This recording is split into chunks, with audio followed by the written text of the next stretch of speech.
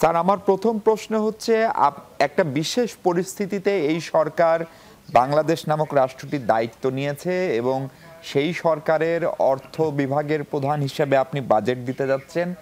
সেই বাজেটে আসলে কোনো চমক থাকছে কিনা, নাকি এই বাজেটটিতে আসলে চমক থাকার কোনো সুযোগ নেই, এটি একটি গতানুগতিক বাজেটই হতে যাচ্ছে?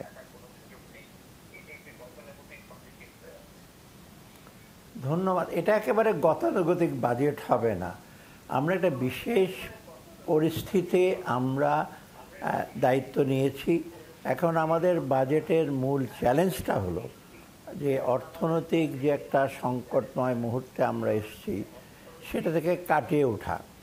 সেই জন্য আমাদের মূল লক্ষ্যটা বাজেটের হবে এবার আমাদের সম্পদের সীমিত সম্পদ, কিন্তু আমাদের চ্যালেঞ্জগুলো অনেক। তার মধ্যে আমরা কয়েকটা চ্যালেঞ্জ শুধু আমরা গ্রহণ করেছি, সেগুলো আমরা পালন করব। প্রথম আমাদের দৃষ্টিভঙ্গি মানে ফিলসফি যেটা বলে, যেটা বাজেটে, যে মানুষের জীবন জীবিকার মান উন্নয়ন করা, উন্নয়নের ফসলগুলো যথাসম্ভব জনসাধারণের কাছে পৌঁছে দেওয়া। আর তৃতীয় আমাদের ভঙ্গিটা হলো আমরা স্থিতিশীল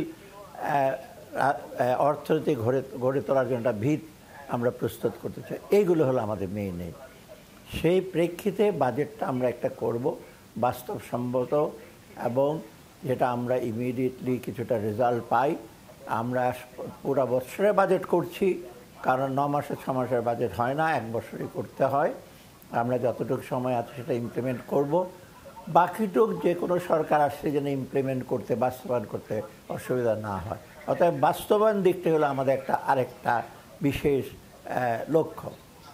স্যার, আপনার কাছে আমার দ্বিতীয় প্রশ্ন হচ্ছে, বাজেটের আকার আমরা দেখছিলাম যে প্রত্যেক অর্থ বছরে ক্রমশ বাড়ে সচরাচর, এবার বাজেটের আকার কমছে। এইটা আসলে অর্থনীতিতে অথবা সামগ্রিক ব্যবস্থাপনায় কি বার্তা দেয়, নেতিবাচক কোনো বার্তা দেয় কিনা? আমার মনে হয় নেতিবাচক বার্তা নয়, কারণ অন্যান্য বছরে যেটা সবসময় বেড়ে যায় বাড়ে, কিন্তু বাস্তবায়ন হয় অনেক কম।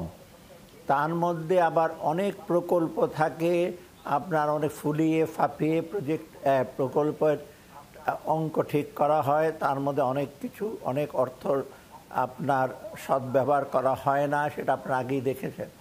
অতএব আমাদের মূল লক্ষ্য হলো অর্থের সদ্ব্যবহার করা এবং একেবারে কোনো রকম বাহুল্য না করা। ডেফিনেটলি আমরা কৃচ্ছ্রতা সাধন করব।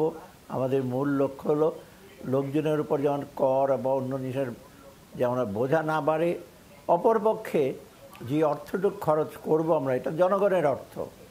এই জনগণের অর্থগুলো সঠিক কাজে ব্যবহার হয়, সদ্ব্যবহার হয়, এবং বিভিন্ন প্রকল্পে কিন্তু সময় মতো ব্যবহার করা হয় এবং গুণগত মান বজায় রেখে করা হয়। এটাই হলো আমাদের উদ্দেশ্য। অতএব গত বছরের বাজেটের তুলনায় কম হবে, রিভাইজ বাজেটের তুলনায় একটু বেশি হবে। যা হোক, বাজেট অঙ্কটা বড় না, অঙ্ক তো আপনি দেখতে পারেন। আমাদের এডিপি যেমন বড় বড় মেগা প্রজেক্ট থাকবে না। মেগা প্রজেক্ট মানে 12, 10, 18, 10-12 মিলিয়ন এগুলো না। মেগা প্রজেক্ট মানে প্রজেক্ট থাকবে তো 2-3 মিলিয়ন, যেগুলো ভৌত অবকাঠামো সেগুলো থাকবে। আর আমরা চেষ্টা করছি একটা শপিং লিস্ট বা বিরাট একটা লিস্ট দিয়ে এটা করব সেটা করব সেটা না।